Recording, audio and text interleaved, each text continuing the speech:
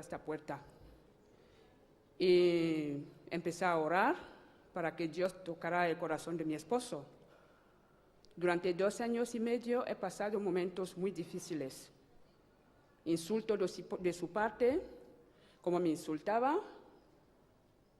lo que faltaba era que me ponga la mano encima.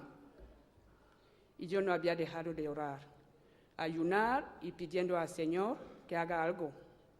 Hace 2 semanas, mi esposo me sorprendió orando en lengua y me dijo que estoy orando al diablo. Y que yo oro al diablo y que no he conocido a Dios y que él ha conocido a Dios hace mucho tiempo porque estaba con los testigos de Jehová. Y yo orando y pidiendo a Dios que haga algo.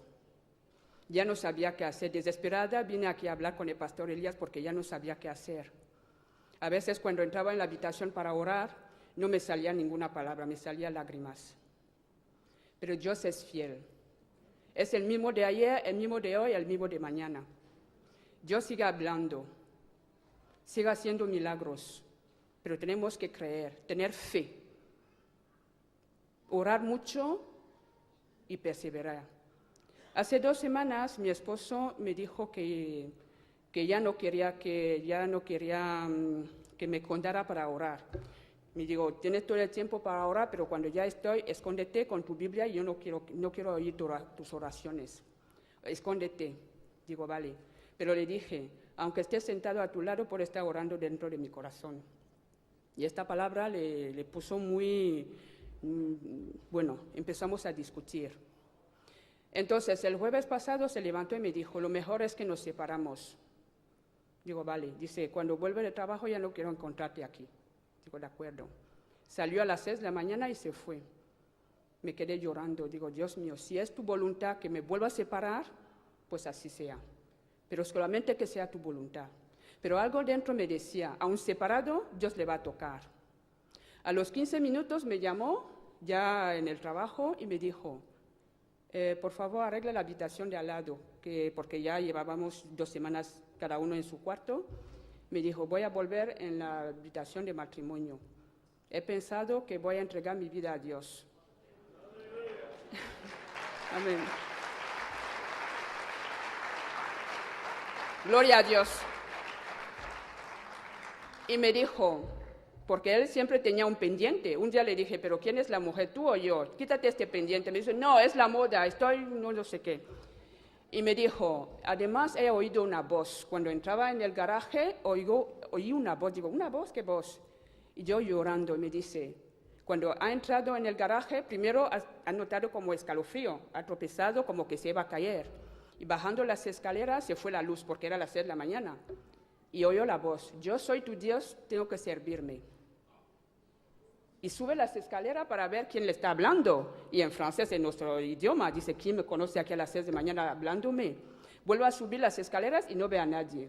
Sigue bajando, temblando, y otra vez la voz. Confiésate, todo lo que tienes en secreto, cuéntaselo a tu mujer, que tienes muchas cosas que contarle. Estás haciendo cosas en sus espaldas. Busca el camino ¿cómo se llama esto? De salvación. Cogió el coche y me dijo, si fuera a las 11 o las 10 de la mañana podría tropezar a alguien con el coche porque no se controlaba. Llegó en el trabajo, mientras estaba cambiando, oyó la voz otra vez. Tienes que cambiar, tienes que dejar la ira, tienes que dejar esto. Y sus compañeros le preguntaban, ¿qué te pasa? ¿Estás bien? Dice, no estoy bien, pero voy a trabajar. Cuando llegó por la tarde, me contó todo. Estaba haciendo otras cosas que yo no sabía y Dios le había dicho, cuenta todo a tu esposa. Yo estaba dando las gracias a Dios. Le quiero decir, hermanos, si estás pasando el mismo momento, estás orando por un hijo, por una mujer, por tu mujer o por tu esposo, sigue. Yo 2 años y medio aguantando, ya no sabía qué hacer, desesperada. Pero dentro de mí decía, aunque pase el tiempo, Dios es fiel. Dios sigue hablando, Dios le ha hablado directamente, ya no era que la Biblia dice esto, no. Dios le ha dicho, soy tu Dios, te he creado y me tienes que servir. Y ayer se convirtió. y dijo que volverá a Betel y aquí se va a bautizar en el nombre de Jesús.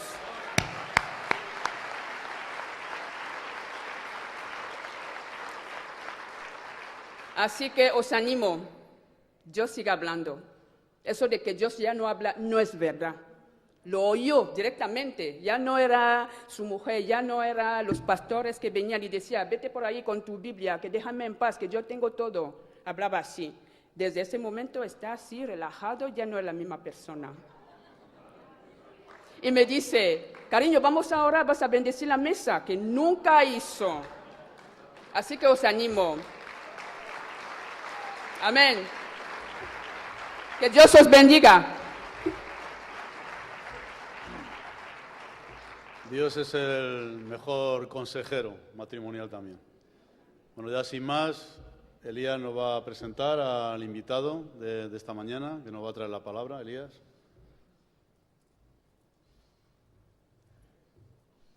Pues Miriam, qué testimonio, de verdad. Hace pocas semanas ella vino pidiendo oración, estaba destrozada, sin esperanza, no sabía qué hacer. ¿Qué cambio tan radical, tan rápidamente? ¡Wow! Creo en oración. Aleluya. Bueno, tenemos el privilegio y el gran honor de tener a César Vidal con nosotros esta mañana. Es un gran amigo mío y de Betel. Cuando él era joven y abogado, él legalizó EMC en España por nosotros. Fue nuestro primer abogado hace casi 30 años. Imagino, casi 30 años. Bueno, ¿qué puedo decir? He prometido no decir mucho, pero a través de los últimos 40 años he conocido mucha gente en el mundo anglosajón y hispano, en la dimensión política, académica, cristiana, gente grande, gente en Harvard y Cambridge y Oxford, en Washington y muchos sitios. Yo tengo, por la gracia de Dios, tengo mucho contacto con gente muy importante, pero nunca he conocido en el mundo anglosajón o hispano alguien tan humilde, tan informado de todo. Él es un polymath, habla 12 idiomas, ha escrito más de 100 libros y todavía es un hombre accesible. Puedes hablar con César como a un hermano y no ha explotado su cabeza. Es un don de Dios para el cuerpo de Cristo. Estoy echando flores, pero es la verdad. Es todo la verdad. Entonces es un privilegio tener César aquí con nosotros. Vamos a darle un aplauso. César, ven.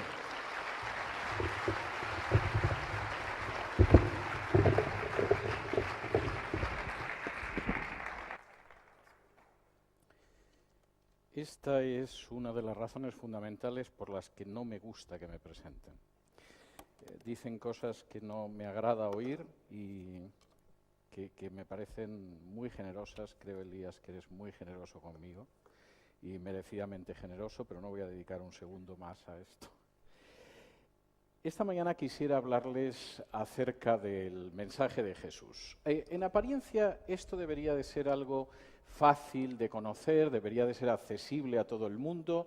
Cualquier persona a la que le preguntaran cuál es el mensaje de Jesús en un país que se considera cultural e históricamente cristiano, como es el caso de España, tendría que tener una respuesta rápida y comprensible.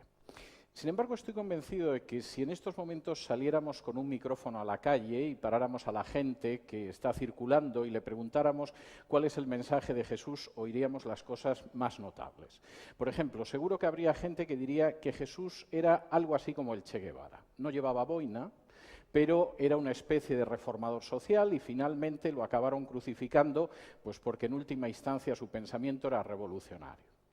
Habría gente que a lo mejor diría que Jesús era un extraterrestre. Hay un español que ha ganado muchos millones escribiendo libros bastante absurdos en los que supuestamente se demuestra que Jesús no era nada más que un ser de otra galaxia que llegó hasta la Tierra. Y hay gente que se lo cree. Es posible que si lo paráramos a otra persona nos dijera que simplemente era el marido o el amante de María Magdalena, sobre todo si ha leído el Código da Vinci o ha visto la película. E incluso puede que nos encontráramos a alguien que dijera que Jesús era simplemente el fundador de una religión y de alguna manera el que dijo como si uno entraba en esa religión concreta tenía asegurado el pasaporte para el cielo. Quisiera decirles que ninguna de estas respuestas, por populares que puedan ser, señalan cuál fue el mensaje de Jesús y voy a intentar en los próximos minutos detenerme en cuál fue ese mensaje de Jesús. Pero antes de entrar en ello, me van a permitir que veamos el contexto en el que Jesús empezó a predicar su mensaje.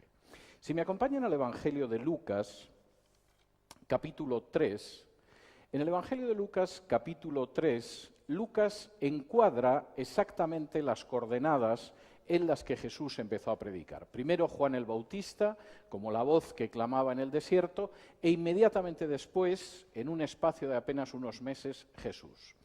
Dice así Lucas en el capítulo 3 y versículos del 1 en adelante. En el año 15 del imperio de Tiberio César, siendo gobernador de Judea Poncio Pilato y Herodes, tetrarca de Galilea, y su hermano Felipe, tetrarca de Iturea y de la provincia de Traconite, y Lisanias, tetrarca de Abilinia, y siendo sumos sacerdotes Anás y Caifás, vino palabra de Dios a Juan, hijo de Zacarías, en el desierto. Apenas unos meses antes de empezar Jesús. Por supuesto, hay gente que pensará que Lucas menciona a todos estos personajes porque queda bien. Es algo oculto.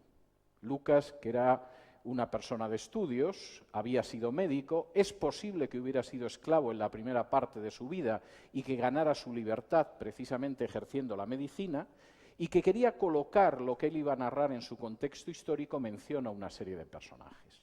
Hay parte de verdad en eso, pero déjenme detenerme en los personajes para que puedan entender el mundo en el que Jesús empezó a comunicar su mensaje. En la cúspide del mundo de Jesús había un emperador que se llamaba Tiberio César. A Tiberio, en la época en que Jesús empezó a predicar, las mujeres hacía mucho tiempo que le habían dejado de interesar. Había pasado también por su etapa homosexual y ya los hombres no le atraían y solamente gustaba de tener relaciones sexuales con niños. Es más, en su palacio de Capri, desde donde se podía contemplar la bahía de Nápoles y tenía una vista maravillosa, tenía un grupo de niños de los que abusaba sexualmente y a los que llamaba sus pececillos. De modo que en la cúspide del imperio, en lo más alto del mundo en el que Jesús empezó a predicar su mensaje, había un pervertido sexual y de la peor especie que uno pueda pensar, que no era muy buen inicio. ¿Y cómo era el representante de Tiberio en el mundo en el que Jesús empezó a predicar su mensaje? Pues el gobernador de Judea se llamaba Poncio Pilato. De Poncio Pilato seguramente ustedes tendrán alguna noción por lo que dicen los evangelios, pero hay mucho más.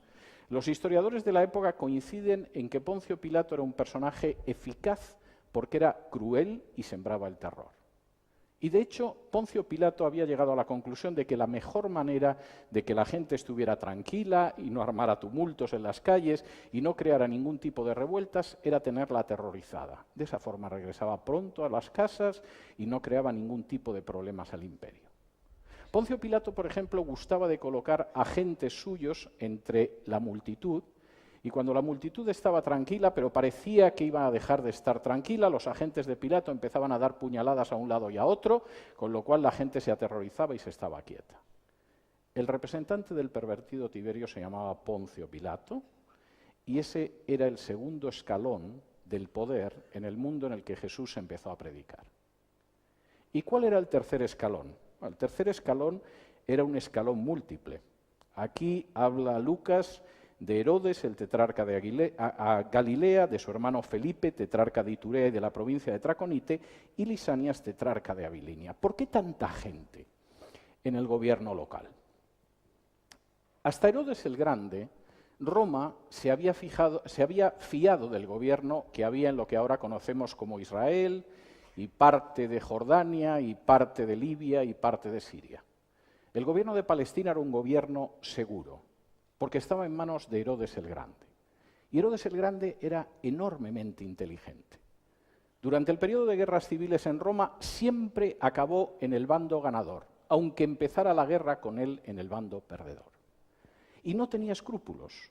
Dio muerte a una de sus mujeres, asesinó a varios hijos, podía matar a sus mejores amigos, pero el orden y la paz se mantenían. El emperador Octavio decía de él que era mucho más seguro ser el cerdo de Herodes que el hijo de Herodes, porque siendo judío y siendo un cerdo nunca le haría ningún daño. Pero a un hijo, por supuesto, que lo podía matar y lo mató. Pero Herodes, que era malo, era inteligente. Y cuando murió, Roma no se fiaba de ninguno de sus hijos.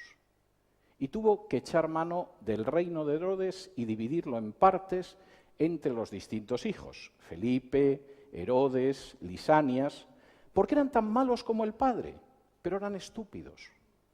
Y ninguno de ellos por sí solo podía gobernar donde había gobernado el padre.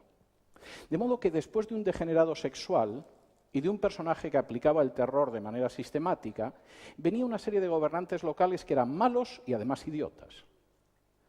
Y uno dice, bueno, en ese contexto al menos la gente encontraría consuelo en la religión.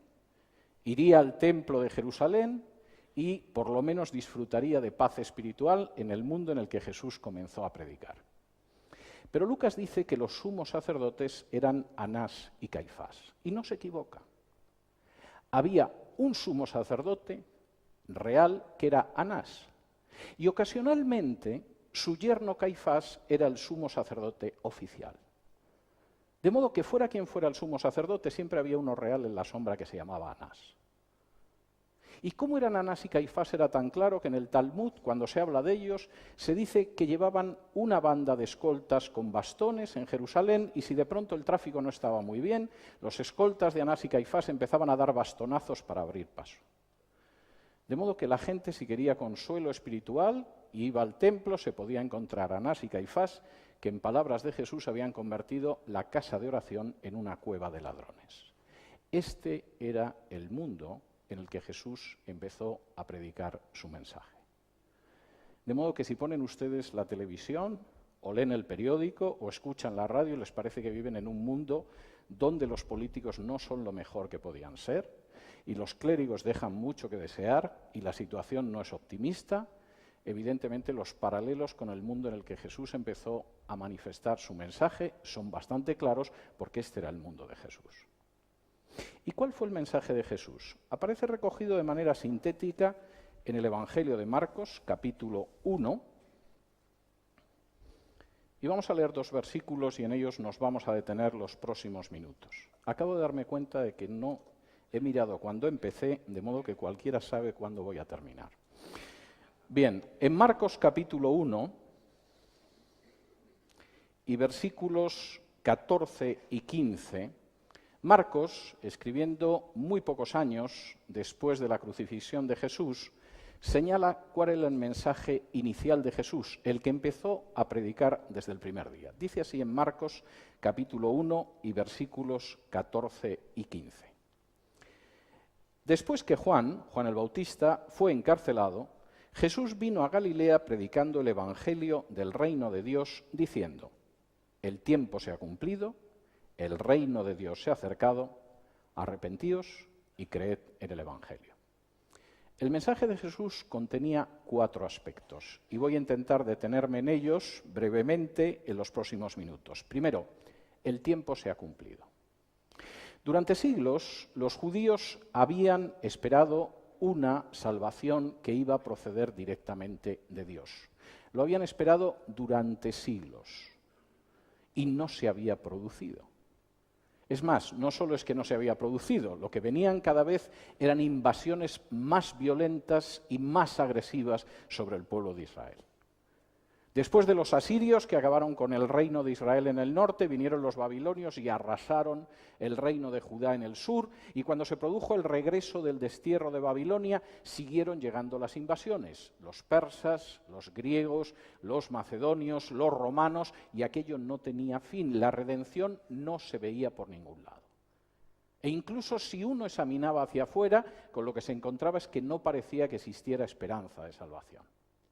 El primer elemento del mensaje de Jesús es que el tiempo se ha cumplido, ya se ha cumplido, no hay que esperar más. La espera que habéis tenido durante siglos, que se ha prolongado generación tras generación, que ha durado a lo largo más de 1000 años, es una espera que ha terminado. Queríais salvación, el tiempo se ha cumplido. Queríais redención, el día ha llegado. Queríais cambiar vuestras existencias, ahora lo podéis hacer. El mensaje de Jesús no es un mensaje, aunque hablara del futuro y de la consumación de la historia, que estuviera lanzado sobre todo hacia el futuro. Era un mensaje para aquí y ahora. El tiempo se ha cumplido.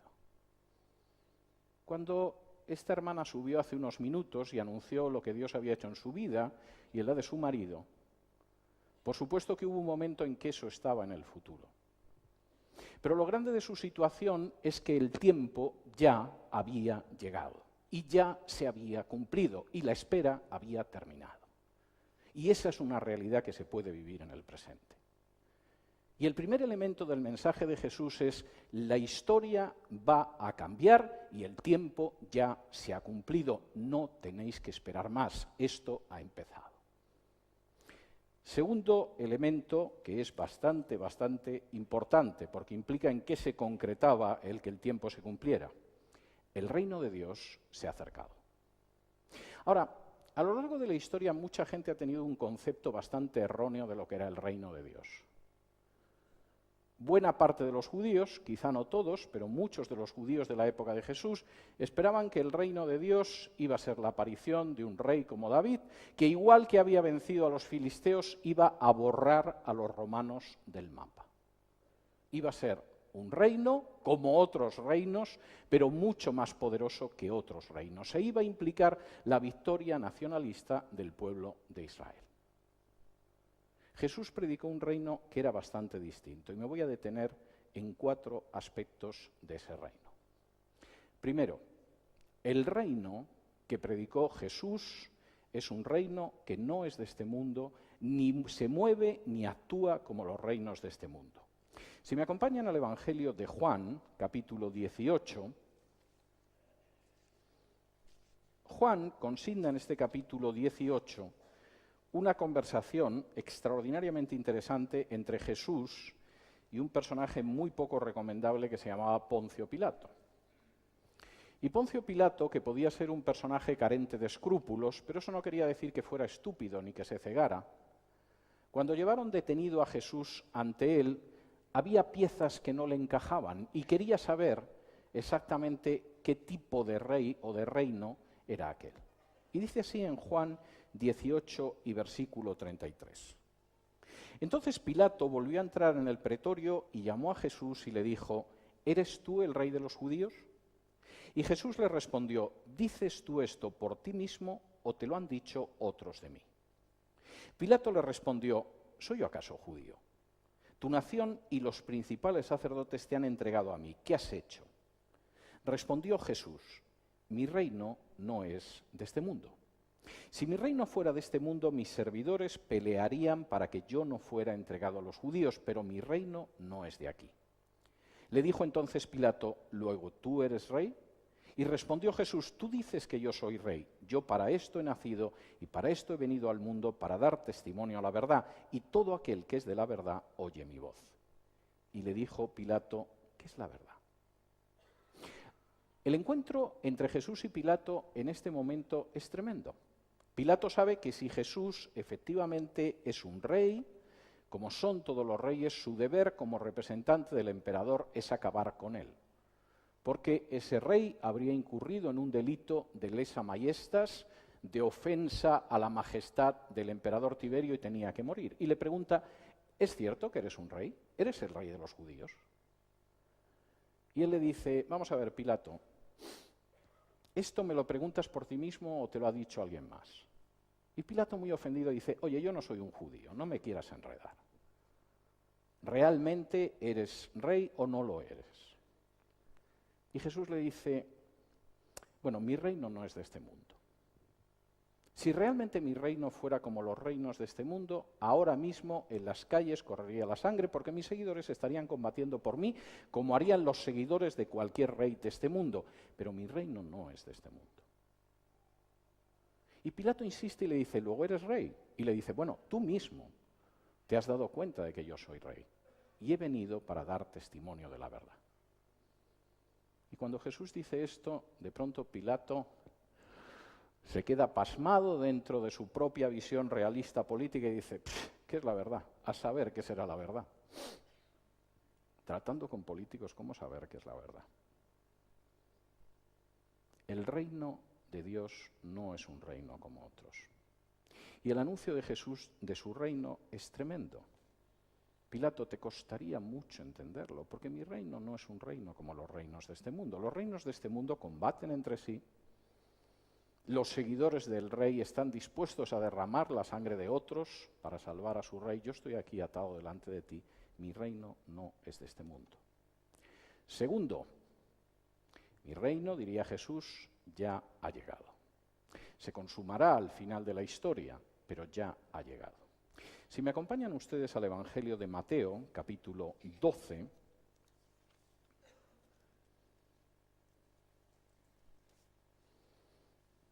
aparece un episodio enormemente significativo. Jesús ha estado expulsando demonios, no se puede negar que ha expulsado demonios, y por lo tanto la explicación que tienen que dar sus adversarios teológicos es que ciertamente expulsa demonios, pero simplemente es porque está aliado con los demonios. Es curioso que en el Talmud no se niegan en absoluto los milagros de Jesús, simplemente se dice que Jesús era un mago, pero no se niega en absoluto lo que hizo. Había testigos oculares que le habían visto hacerlo y no se podía negar algo que se había visto con los propios ojos. Y por supuesto la gente que veía cómo Jesús expulsaba demonios no podía negarlo. Y dice así en Mateo capítulo 12 del 24 en adelante. Los fariseos al oírlo decían, este no echa fuera los demonios sino por Belcebú, príncipe de los demonios. Sabiendo Jesús los pensamientos de ellos les dijo, todo reino dividido contra sí mismo es asolado y toda ciudad o casa dividida contra sí misma no permanecerá. Y si Satanás echa fuera a Satanás, contra sí mismo está dividido. ¿Cómo pues permanecerá su reino? Y si yo echo fuera los demonios por Belcebú, ¿por quién los echan vuestros hijos? Por tanto, ellos serán vuestros jueces. Pero si yo por el Espíritu de Dios echo fuera los demonios, ciertamente ha llegado a vosotros el reino de Dios. El reino de Dios se consumará al final de la historia, oramos por ello y lo esperamos, pero el reino ha llegado. Y se manifiesta cada vez que el Espíritu de Dios actúa tocando el corazón de una persona, expulsando demonios, sanando a gente que está enferma o transformando vidas. No es algo que hay que esperar, aunque esperamos su consumación gloriosa. Es algo que se puede vivir y donde se puede entrar ahora mismo. ¿Y quiénes entran en el reino de Dios? Tercer punto. Es curioso porque Jesús decía cosas desconcertantes que incluso podían ser ofensivas. En este mismo Evangelio de Mateo, capítulo 21, Jesús hace una afirmación que no debió de gustar mucho a gente que la escuchó en ese momento. Jesús acaba de relatar la parábola de los dos hijos, como un hijo dijo que iba a obedecer a su padre pero no lo obedeció y otro le dijo que no le iba a obedecer y le acabó obedeciendo. Y Jesús concluye la parábola de la siguiente manera. Mateo 21 y versículo 31. ¿Cuál de los dos hizo la voluntad de su padre? Dijeron ellos, el primero. Y Jesús les dijo, de cierto os digo que los publicanos y las rameras van delante de vosotros al reino de Dios. O literalmente, como dice en griego, están entrando antes que vosotros en el reino de Dios. ¿Qué tipo de reino es este donde gente que se dedicaba a extorsionar a los demás, como los publicanos o como las prostitutas, podían entrar antes que gente religiosa? ¿Qué gente podía entrar en el reino que predicaba Jesús? Pues la gente que era consciente de cómo era en realidad y no intentaba ocultarlo bajo capa de religiosidad o bajo proclamaciones de autojusticia, sino que realmente reconocía lo que era. Acompáñenme al Evangelio de Lucas, capítulo 18, donde Jesús describe las dos actitudes frente al reino. En Lucas, capítulo 18, Y versículos del 9 en adelante, Jesús describe dos actitudes, de las cuales una permite entrar en el reino y la otra no. Dice así Lucas 18 del 9 en adelante. A unos que confiaban en sí mismos como justos y menospreciaban a los otros, dijo también esta parábola. Dos hombres subieron al templo a orar. Uno era fariseo y el otro publicano. El fariseo, puesto en pie, oraba consigo mismo de esta manera. Dios, te doy gracias porque no soy como los otros hombres, ladrones, injustos, adúlteros, ni aun como este publicano. Ayuno 2 veces a la semana, doy diezmos de todo lo que gano. Mas el publicano, estando lejos, no quería ni aun alzar los ojos al cielo, sino que se golpeaba el pecho diciendo, Dios sé propicio a mí, pecador. Os digo que éste descendió a su casa justificado antes que el otro, porque cualquiera que se enaltece será humillado, y el que se humilla será enaltecido. Jesús cuenta la historia de 2 personas que subieron al templo de Jerusalén a orar. En el caso de uno de ellos era un pecador público y notorio. Era un publicano, los publicanos colaboraban con el poder romano, se dedicaban a vaciar el dinero de la gente y, por supuesto, la gente los aborrecía. El otro era un fariseo, que por definición era un parush en hebreo, es decir, uno de los que buscaba ser espiritualmente puro. Y los dos entraron en el templo y comenzaron a dirigirse a Dios. El fariseo se colocó en primera fila. El publicano, por el contrario, prefirió colocarse al fondo del todo, no avanzar hasta el altar. Y el discurso del fariseo es extraordinario. Como dice Jesús, y es muy interesante, oraba consigo mismo. Hay gente que no ora hacia Dios, ora consigo mismo, ora hacia sí mismo. Está encantado de conocerse a sí mismo. Uno se imagina casi al fariseo diciendo, Dios, yo no soy como ese. Pongamos las cosas claras desde un principio. Yo no soy como otra gente.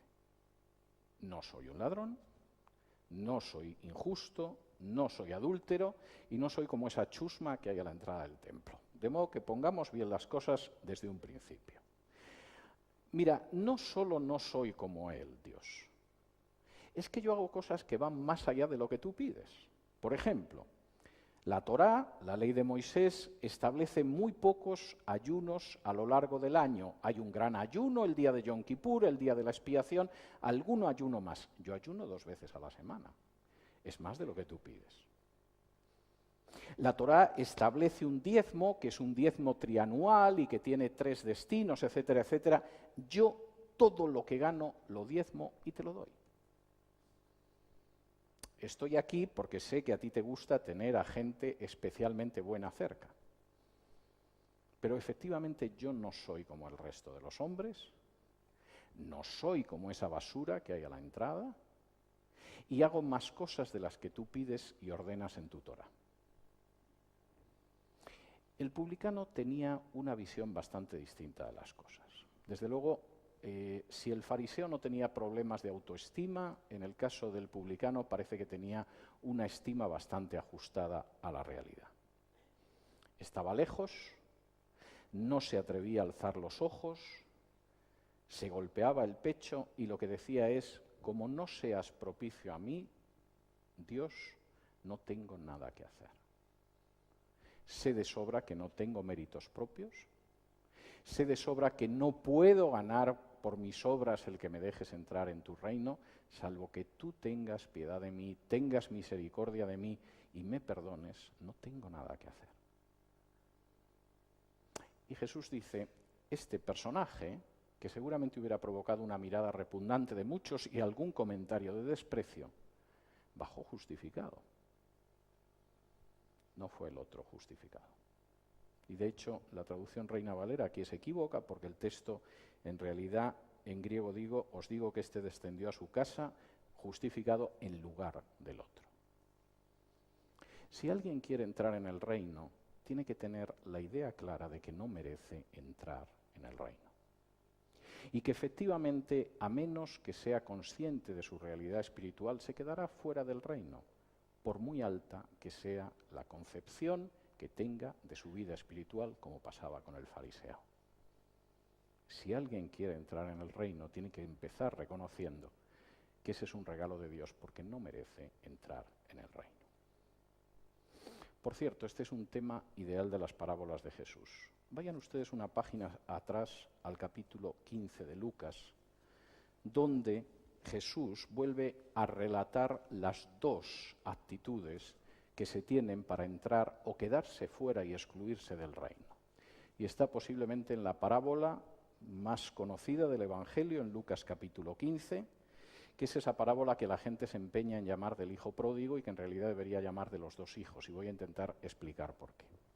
En Lucas 15, desde el versículo 11, aparece una parábola que está dividida en dos actos.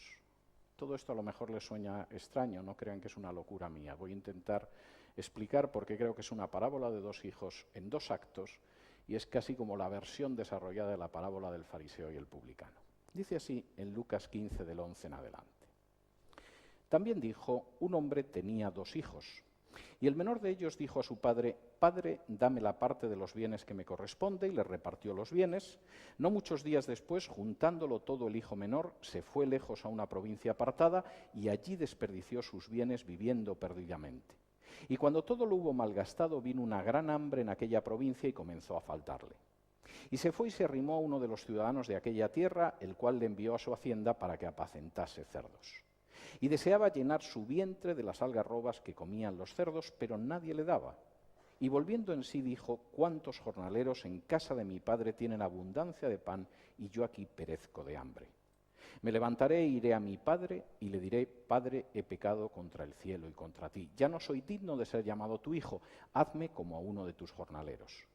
Y levantándose vino a su padre, y cuando aún estaba lejos lo vio su padre, y fue movido a misericordia, y corrió y se echó sobre su cuello y le besó. Y el hijo le dijo, «Padre, he pecado contra el cielo y contra ti, ya no soy digno de ser llamado tu hijo». Pero el padre dijo a sus siervos, «Sacad el mejor vestido y vestidle, y poned un anillo en su mano y calzado en sus pies, y traed el becerro gordo y matadlo, y comamos y hagamos fiesta, porque este mi hijo muerto era y ha revivido, se había perdido y es hallado», y comenzaron a regocijarse. Y su hijo mayor estaba en el campo, y cuando vino y llegó cerca de la casa oyó la música y las danzas, y llamando a uno de los criados le preguntó qué era aquello. Él le dijo, «Tu hermano ha venido y tu padre ha hecho matar el becerro gordo por haberle recibido bueno y sano». Entonces se enojó y no quería entrar. Salió por tanto su padre y le rogaba que entrase, mas él respondiendo dijo al padre, «He aquí tantos años te sirvo, no habiéndote desobedecido jamás, y nunca me has dado ni un cabrito para gozarme con mis amigos. Pero cuando vino este tu hijo, que ha consumido tus bienes con rameras, has hecho matar para él el becerro gordo».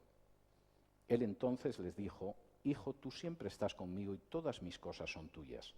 Mas era necesario hacer fiesta y regocijarnos, porque este tu hermano era muerto y ha revivido, se había perdido y es hallado». Jesús cuenta la historia de un padre que tenía dos hijos. Y de pronto el hijo pequeño, en un momento determinado, aprovechando cómo era la ley de la época, que permitía que los padres dieran la herencia a los hijos antes de morir, y a veces conservaban el uso y disfrute, el usufructo de la tierra, a veces no, pero lo podían pedir con antelación, le dijo, «Mira, papá, yo no le veo mucho horizonte a seguir viviendo aquí, de modo que vamos a partir la herencia, me liquidas mi parte en dinero y yo me voy». Y el padre, que parece que era muy comprensivo, aparte de ser un buen padre, efectivamente le dio el dinero. Y como con dinero se vive muy bien en todas partes del mundo, seguramente el hijo menor decidió marcharse a Miami o a alguno de esos sitios agradables y disfrutar de la parte de la herencia que le había correspondido con su padre. Y durante un tiempo le fue bien. Cuando tienes dinero, generalmente la comida hasta de los países más raros es buena, encuentras alojamientos agradables y nunca te faltan amigos. Es una de las virtudes del dinero. Aparte de servir para intercambiar y pagar y vender, se da la circunstancia de que también te hace muchos amigos. Pero de pronto el dinero se acabó. Y cuando se acabó el dinero, no solo se acabó el dinero, encima vino una crisis económica. Y es malo cuando no tienes dinero y el país está en una situación de prosperidad, pero cuando no tienes dinero y hay una crisis económica y además eres extranjero, la gente empieza a pensar qué hace este extranjero cuando estamos pasando una crisis económica. En este caso, además, un judío, que es gente que no suele andar en el hit parade de la popularidad a lo largo de la historia. Y el pobre muchacho, que de pronto no tenía dinero y había una crisis, y además le miraban mal, porque era extranjero y era judío, decidió que quizá se podía arrimar a alguien que fuera de aquel país para poder sobrevivir en medio de la crisis. Y le colocó a cuidar cerdos, lo cual es bastante ofensivo para un judío, como hoy en día lo sería para un musulmán. El cerdo es un animal impuro. Pero aparte de colocarle a cuidar cerdos, seguía pasando hambre. Cuando todos los días echaba la comida a los cerdos, soñaba con poderse llenar el estómago con aquello de lo que estaban comiendo los cerdos. De modo que la situación era mala, era una situación de enorme necesidad, era humillante y para remate encima seguía pasando hambre. Y cuando se encontró en esa situación, de pronto, versículo 17, la palabra griega es muy fuerte, volvió en sí. Y la palabra que aparece es una palabra típica de la persona que ha pasado una noche de borrachera y ha caído en una especie de coma y de pronto por la mañana se despierta y dice, Dios mío, ¿qué hago tumbado en medio de un charco? Y es lo que sintió aquel muchacho. De pronto todo apareció delante de él y dijo, pero ¿cómo he podido llegar aquí? Mi padre tiene un montón de trabajadores y los trabajadores de mi padre se hartan de comer y yo aquí me estoy muriendo de hambre.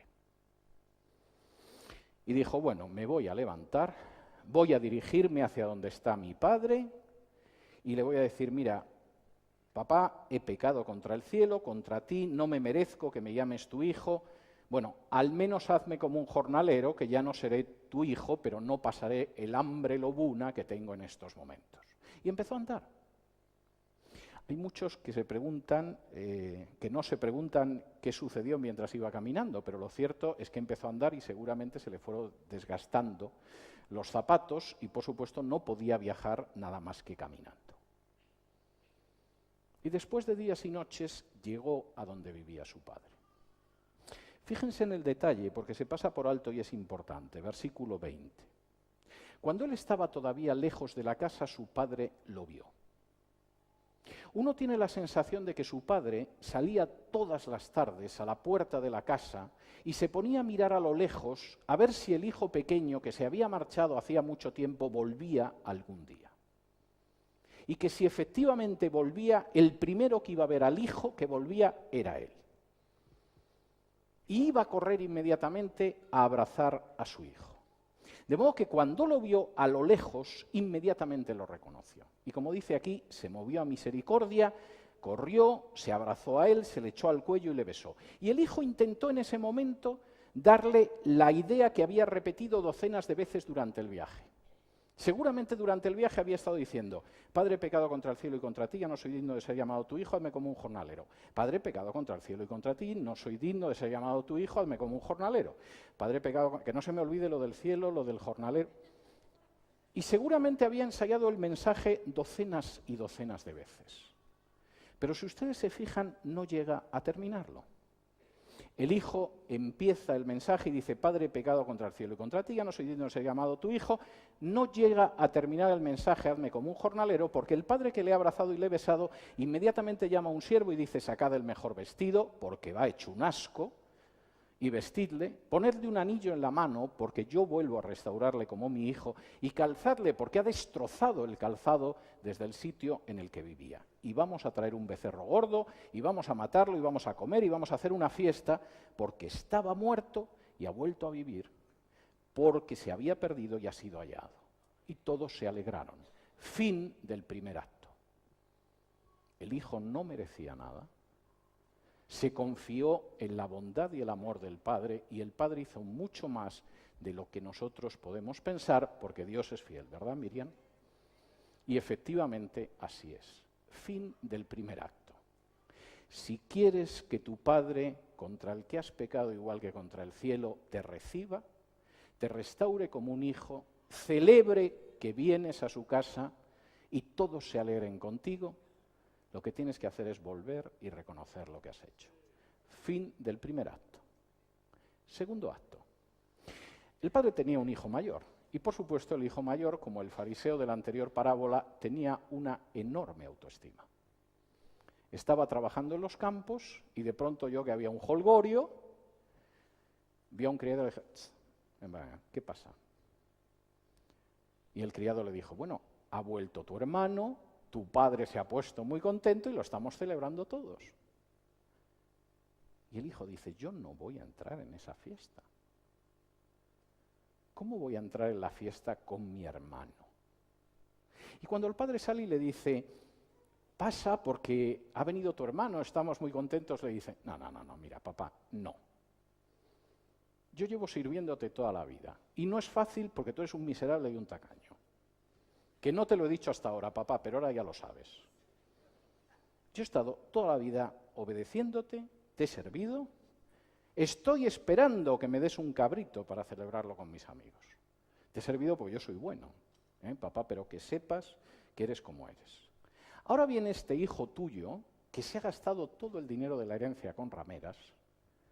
Pregunta, ¿cómo sabía que se lo había gastado con rameras? Si él hubiera tenido el dinero, ¿es que pensaba gastárselo de esa manera? Porque la parábola no lo dice en ningún momento. Pero él ya da por supuesto que su hermano se ha gastado el dinero con ese tipo de mujeres. Y después de que se ha gastado todo el dinero, vas y matas el becerro. ¿Pero esto qué es, papá? Fíjense que el segundo acto de la parábola acaba con las mismas palabras del primer acto. Mira, tu hermano estaba muerto y ha vuelto a la vida. Se había perdido y ha sido hallado. Ahora, ¿tú quieres entrar en la fiesta también o te vas a quedar fuera? El reino de Dios es así. Si en nuestro corazón lo que tenemos es la idea de que no somos como el publicano, o que no somos como este sinvergüenza que ha consumido sus bienes con rameras, o que no somos como la gente que llegó a Betel víctima de la droga o del alcohol o de cualquier otra cosa, no entraremos en el reino.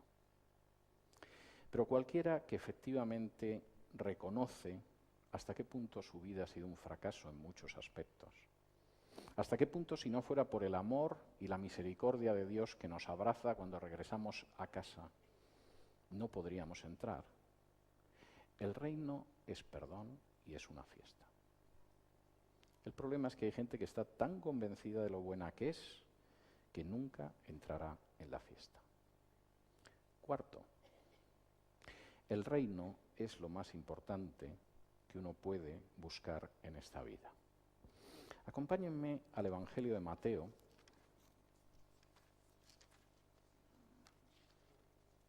y esto forma parte del mensaje de Jesús, Mateo capítulo 6, donde Jesús cuenta algo que es tremendamente importante, sobre todo en el tiempo que estamos viviendo. Dice así en Mateo capítulo 6 y versículos del 25 en adelante. Por tanto os digo, no os afanéis por vuestra vida qué habéis de comer o qué habéis de beber, ni por vuestro cuerpo qué habéis de vestir. ¿No es la vida más que el alimento y el cuerpo más que el vestido? Mirad las aves del cielo que no siembran, ni siegan, ni recogen en graneros, y vuestro Padre Celestial las alimenta. ¿No valéis vosotros mucho más que ellas? ¿Y quién de vosotros podrá, por mucho que se afane, añadir a su estatura un codo?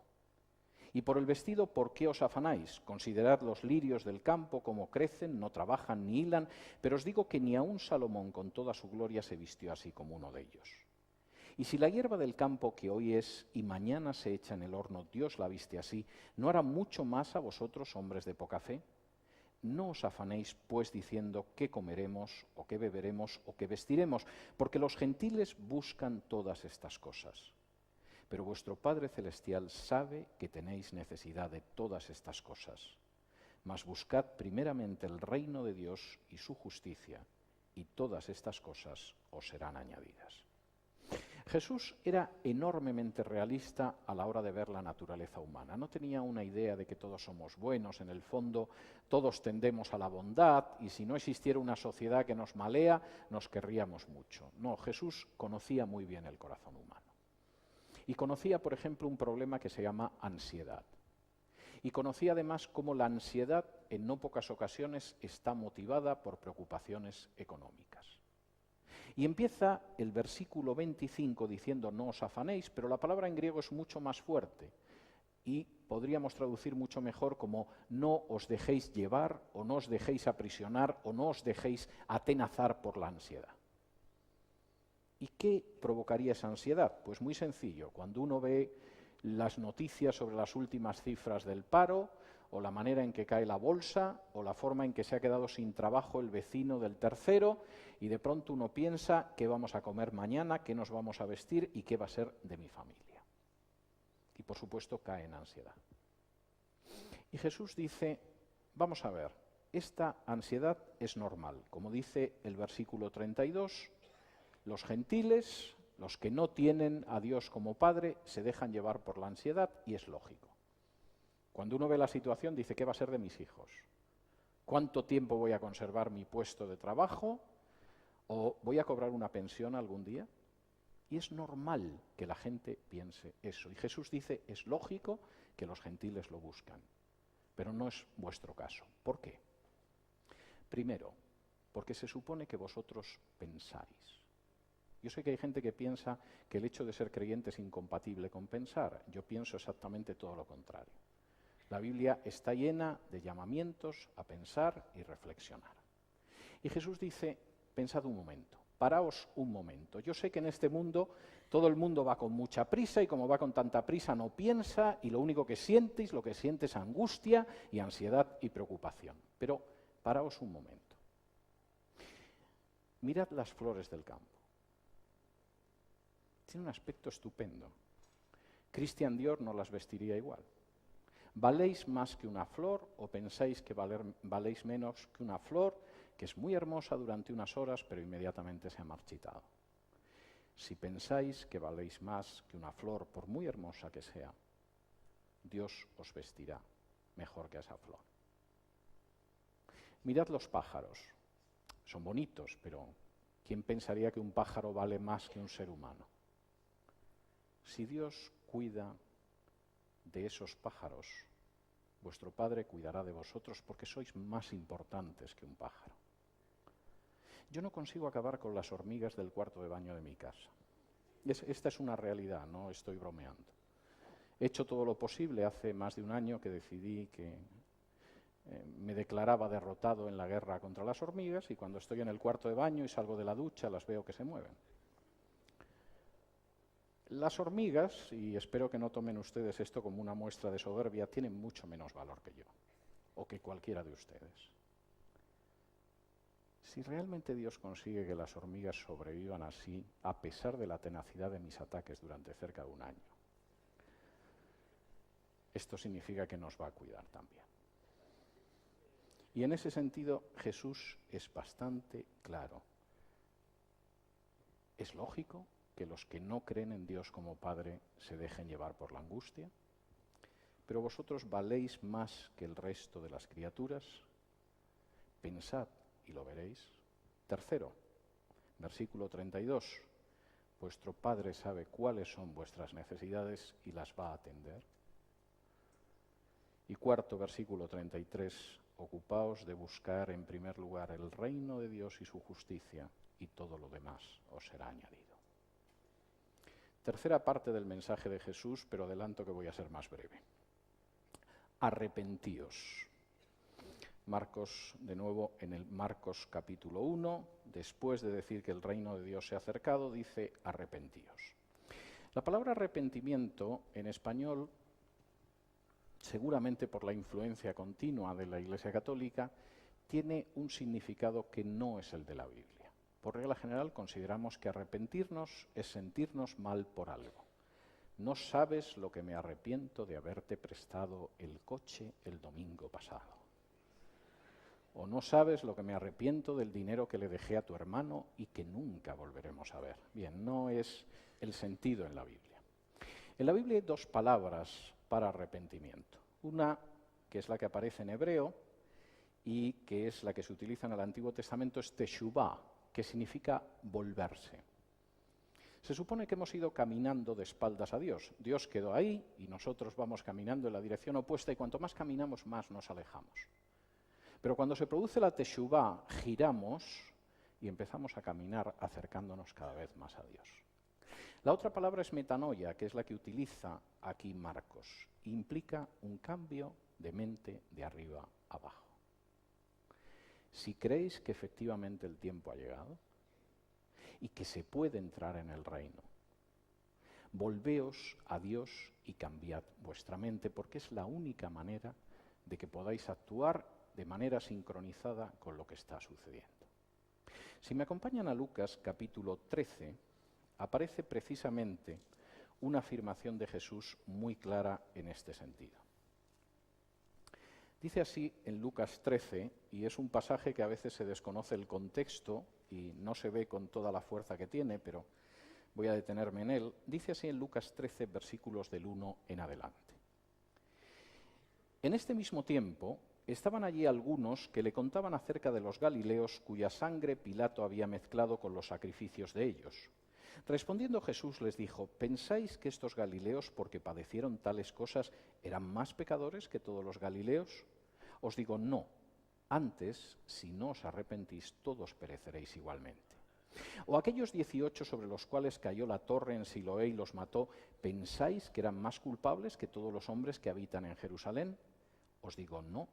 Antes, si no os arrepentís, todos pereceréis igualmente.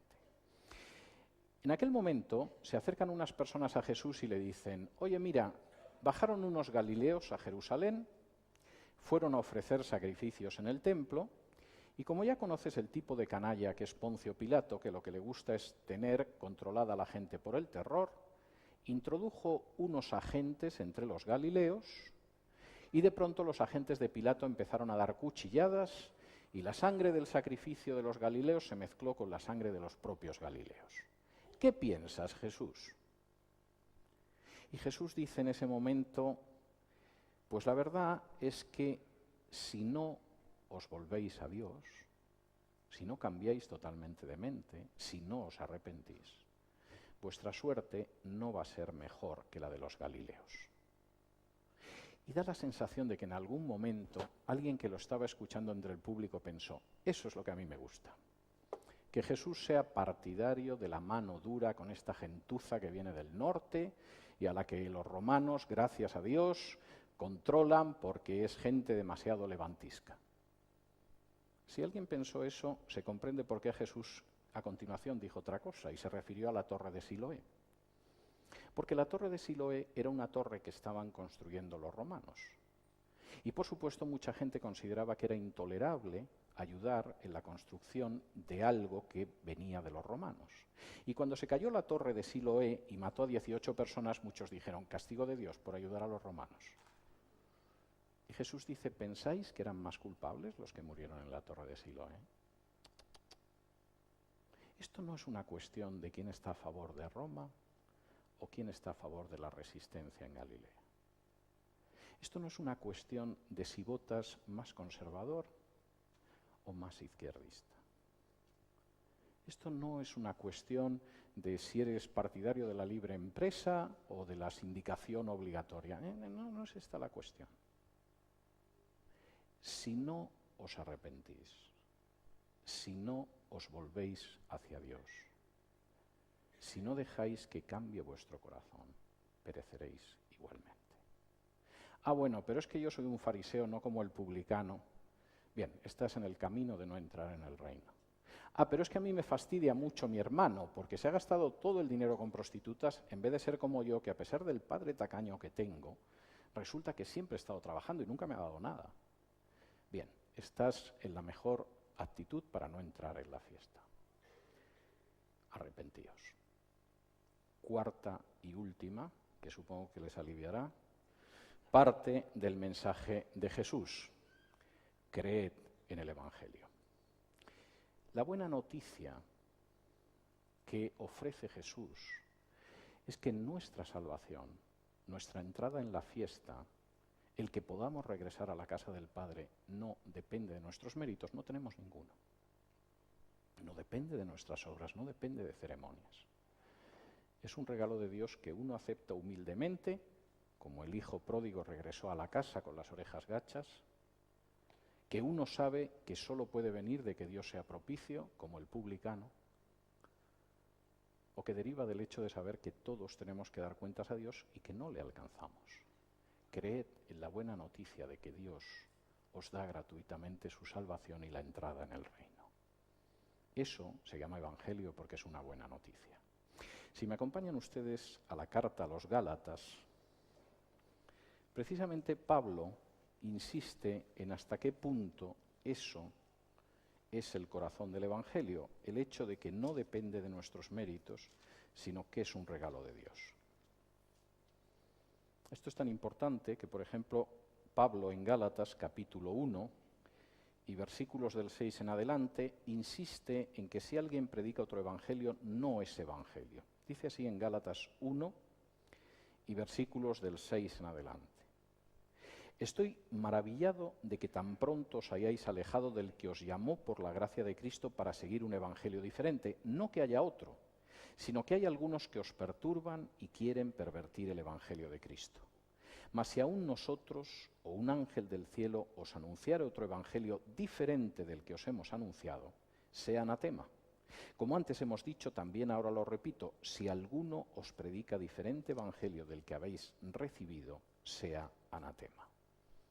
Y Pablo tenía tan claro cómo ese evangelio era de pura gracia, puro amor de Dios y pura generosidad y bondad inmerecida de Dios, que en el capítulo siguiente de Gálatas, en Gálatas 2, señala cómo cuando Pedro dio pasos para desviarse de ese evangelio de la pura gracia de Dios, lo resistió. En Gálatas capítulo 2 y versículos del 11 en adelante dice así: Pero cuando Pedro vino a Antioquía, le resistí cara a cara porque era de condenar. Pues antes que viniesen algunos de parte de Jacobo, comía con los gentiles, pero después que vinieron se retraía y se apartaba porque tenía miedo de los de la circuncisión. Y en su simulación participaban también los otros judíos, de tal manera que aún Bernabé fue también arrastrado por la hipocresía de ellos.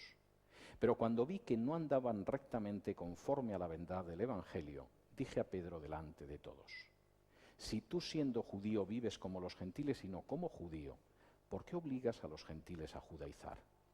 Nosotros, judíos de nacimiento y no pecadores de entre los gentiles, sabiendo que el hombre no es justificado por las obras de la ley, sino por la fe de Jesucristo, nosotros también hemos creído en Jesucristo para ser justificados por la fe de Cristo y no por las obras de la ley, por cuanto por las obras de la ley nadie será justificado. Y el fariseo diría: ¿Cómo que no somos justificados por las obras de la ley? ¿Pero qué pretendes? ¿Que lo que yo hago no vale nada y ese chusma de ahí, que es un publicano, va a entrar en tu reino?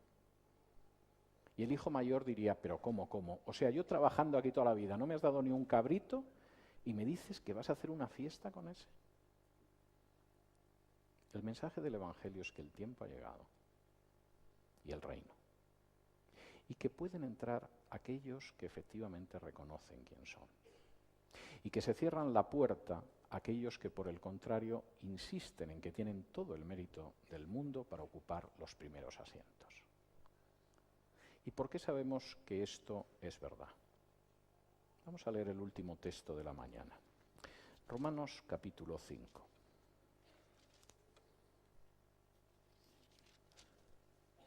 Y por cierto, ¿por qué sabemos que esto es verdad o cómo sabemos que usted no nos está engañando? Bien, fíjense lo que dice Romanos 5 del versículo 1 en adelante. Pablo ha estado explicando cómo todos somos culpables ante Dios, cómo no podemos salvarnos por nuestras propias obras, cómo Cristo murió en nuestro lugar y podemos aceptar por fe su sacrificio y ser salvos. Y entonces recapitula todo esto y escribe lo siguiente a partir del versículo 1. Justificados pues por la fe, tenemos paz para con Dios por medio de nuestro Señor Jesucristo, por quien también tenemos entrada por la fe a esta gracia en la cual estamos firmes y nos gloriamos en la esperanza de la gloria de Dios. Y no solo esto, sino que también nos gloriamos en las tribulaciones, sabiendo que la tribulación produce paciencia. Y la paciencia prueba, y la prueba esperanza. Y la esperanza no avergüenza, porque el amor de Dios ha sido derramado en nuestros corazones por el Espíritu Santo que nos fue dado. Y cuando llega a ese punto Pablo, parece que hay una voz que le dice: un momento, Pablo. Vamos a ver, un momento, Pablo. ¿Qué es esto de justificados por la fe? Tenemos paz con Dios y además por la entrada de la fe tenemos entrada a la gracia y además nos gloriamos en la esperanza y si hay tribulaciones nos gloriamos en las tribulaciones y la tribulación produce paciencia y la paciencia prueba y la prueba esperanza y la esperanza no avergüenza. Pablo, ¿qué estás fumando últimamente? Es decir, todo este desarrollo de cosas que tú vas diciendo, mira Pablo, esto es simplemente zumo de coco, ¿eh? Tú te pones a pensar, porque no tienes otra cosa que hacer, que debe ser lo que pasa con los apóstoles, y se te ocurren estas cosas que suenan bien, pero esto es un disparate. ¿Cuál es la base de esto, Pablo? Esto es autosugestión. Y Pablo dice en el versículo 6, esto es verdad, porque Cristo, cuando aún éramos débiles, a su tiempo murió por los impíos. Ciertamente apenas morirá alguno por un justo, con todo pudiera ser que alguno osara morir por el bueno. Mas Dios muestra su amor para con nosotros, en que siendo aún pecadores, Cristo murió por nosotros. Pues mucho más, estando ya justificados en su sangre, por él seremos salvos de la ira. Porque si siendo enemigos fuimos reconciliados con Dios por la muerte de su Hijo, mucho más, estando reconciliados, seremos salvos por su vida. Pablo responde con algo que es enormemente importante. Esto no es mi razonamiento filosófico. No estoy en la celda de un monasterio medieval y me dedico a pensar en cosas interesantes y elevadas acerca de la esencia de Dios. Y no soy un personaje que me dedico a practicar el yoga y de pronto he tenido una iluminación, como le sucedió a Shakyamuni siglos antes de Cristo, y entonces he visto todo esto. Esto no es fruto de mi forma de pensar, de mi naturaleza o de mi especial inteligencia. Yo me estoy refiriendo a un hecho histórico. Y ese hecho histórico es que Jesús murió en la cruz. Y no murió por el hecho de que fuéramos buenos o nos lleváramos bien con él. En términos humanos, el ser humano no está dispuesto a dar su vida por casi nadie. Quizá podrías darla por la persona a la que amas, por un hijo, pero cuando a la hora de lanzar una ofensiva militar a los soldados les dan medio litro de ginebra para que salten de la trinchera, es señal de que incluso algunas ideas como las de patria no siempre funcionan. Por regla general, nuestro instinto de conservación nos dice que morir es una estupidez. Y reservamos la idea de morir a seres muy cercanos y muy queridos. Y Pablo dice, es normal. Pero todos nosotros éramos enemigos de Dios. Todos nos habíamos ido de la casa de Dios, como el hijo pródigo. Todos en realidad éramos personajes como el publicano. Y sin embargo, Jesús murió por nosotros. Y eso no es una construcción mental. Y la gente que clavó a Jesús en la cruz, y el centurión que le traspasó con una lanzada, y la gente que recogió el cadáver y lo depositó en la tumba, sabe que aquello no fue una construcción mental. La prueba de que efectivamente el tiempo se ha cumplido y el reino se ha acercado y estamos llamados a entrar en el reino y podemos creer en la buena noticia, es que Cristo, a pesar de ser nosotros enemigos, murió por nosotros. Creed en la buena noticia. Porque hoy es el día de la salvación, diría Pablo. Este es el mensaje de Jesús. No es un movimiento político, no es la creación de una jerarquía religiosa, no es una religión, no es una sucesión de ceremonias o prácticas, es una nueva vida. Es una nueva vida que puede empezar para todo el que se da cuenta de que el tiempo se ha cumplido. Que puede empezar para todo aquel que se da cuenta de que el reino se ha acercado, para todo aquel que se vuelve a Dios y decide entrar en la fiesta reconociendo que efectivamente no tiene ningún derecho, ningún mérito ni ninguna razón para poder entrar en esa fiesta. Y la razón y la demostración clara de ello es que Jesús moriría en la cruz y se levantaría de la tumba para sellarlo. Vamos a orar. Padre nuestro, te damos muchas gracias por estar aquí esta mañana, por tener la posibilidad de escuchar testimonios de vidas que tú has cambiado, porque nos podemos dirigir a ti, porque podemos estudiar las Escrituras, porque podemos alabarte. Te damos muchas gracias por el mensaje de Jesús, porque sabemos que el tiempo se ha cumplido y ahora mismo la salvación está abierta para cualquiera. Te damos gracias también porque además tu reino se ha acercado. Te damos gracias, Padre, también por el hecho de que ese reino y la búsqueda de ese reino y de su justicia es lo más importante y todo lo demás se nos dará por añadidura. Te damos gracias por la posibilidad de volvernos a ti y regresar a ti y a tu casa y celebrar tu fiesta de la misma manera que aquel hijo pródigo. Y te damos gracias por esa buena noticia de salvación que arranca de la cruz de Jesús. Te lo agradecemos todo en el nombre de tu Hijo Jesús. Amén. Que el Señor les bendiga.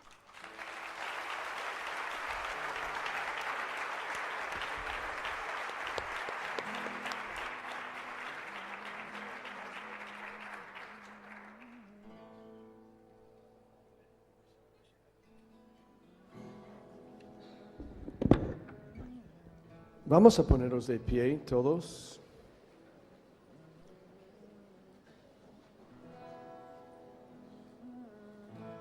Habéis oído